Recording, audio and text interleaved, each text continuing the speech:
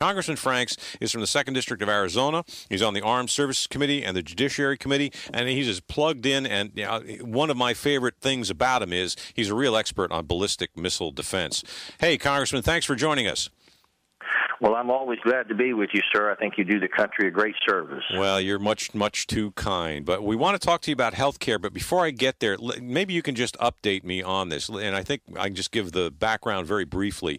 In the November election last year, there was some voter intimidation in Philadelphia by some thugs who were calling themselves the New Black Panther Party for Action or whatever it was.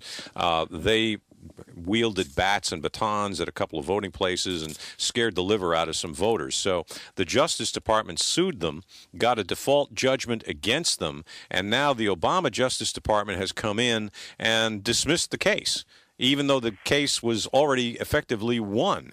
Now, I know there's been some concern among the Republicans on the House Judiciary Committee, one of whom is you. And I think, to be fair, I think the ranking Republican, as Lamar Smith, I don't think he's been very forceful or outspoken on this as yet.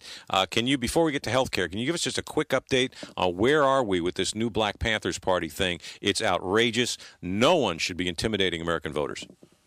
Well, obviously, I agree with you, and ironically, you have laid out the case so perfectly that it's hard for me to add a great deal more to it, except that I would say that some of us did meet, and I want to be very careful because, there are a lot of people in that Justice Department that could be the victims of recriminations just for trying to do their job, and we're going to make sure that we pay close attention to that for the sake of those people who are just as you say, trying to do their jobs, and in some of these other people that forcefully want to dismiss these very serious charges and would like to go after the people to try to silence them, if you know what I'm saying. So, absolutely. I think that Lamar Smith has been intimately aware of this situation, and I think that he's doing everything he can behind the scenes to try to avoid doing any damage to those people who are indeed trying to do the right thing. And I hate to overemphasize that, but it's hard to do.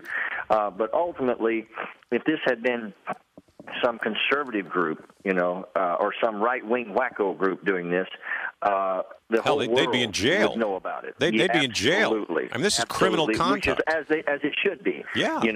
But the liberals seem to always get away with just about everything, and I don't know what that dynamic really is. I guess there's an element of the whole hypocrisy concern there. There are some people that, from the liberal perspective, that have never pretended to have a respect for the voting process, and so therefore nobody's surprised when they don't.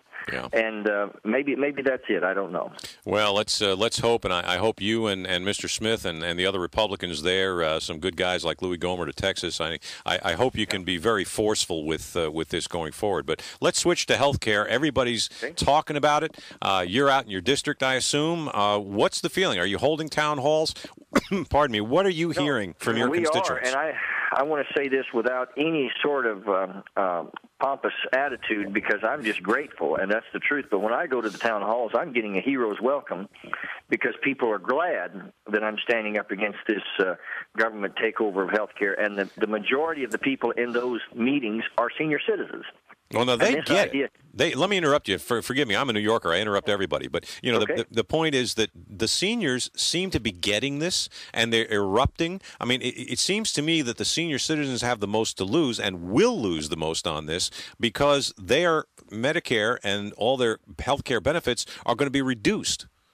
Well, you're exactly right. I mean, it's astonishing to me that the average fourth grader could see it, but somehow the erudite members of Congress seem blind to it. That when you have a system that is run by government, like all other systems run by government, the cost and the bureaucracy goes up. And when you have a limited resource, then the only pressure in that system, the only outlet for pressure in that system is to ration care. And guess who that hits the hardest? That's the senior citizens. And people say, well, we're just trying to scare the senior citizens. I want to say this without sounding, like I'm underscoring what the charge is, but I think I'd be scared if I were a senior citizen. Well, heck yeah. I mean, I'm going to be turning 60 next year, and, I don't want to be sitting through these end-of-life counseling sessions next year. Right. Well, the basic... that doesn't know your name, Well, I'll tell him, doggone it. Now, we're talking to Congressman Trent Franks of Arizona, one of the stalwart Republican conservatives on the Armed Services and Judiciary Committee. What else are you hearing? What are the younger people saying about this Obamacare thing? Well, I will have to say to you, it seems like the most opposition is coming from those who either have small businesses or, concerned about the fiscal sanity of the country, or that feel the potential of this affecting them directly. I wish the younger people would become more involved in it, but the ones that I talk to seem to think, well, this doesn't make any sense.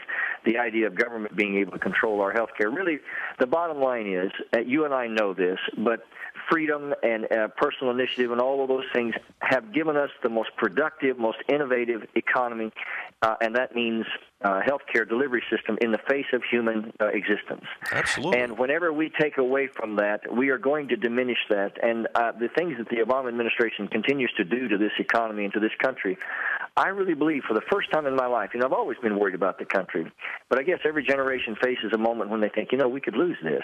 Yeah. And right now it's the water on the inside of the ship that's sinking it, and Barack Obama is water on the inside of America's ship of freedom. And if we don't stem this leak, then I have to tell you, the potential for America to be diminished demonstrably in the world and really to lose her place as the beacon of freedom for the planet could be lost. And that's not rhetoric. That's just a tragic reality. Well, last question. We only got about a minute left. Congressman Trent Franks of Arizona, one of the things that I've been raising today again and again and again is I think the people who are speaking up at these town hall meetings against Obamacare, the people who are demonstrating and calling the Hill, these are the people we used to call the Reagan Democrats. Lots of them. Middle class, working people.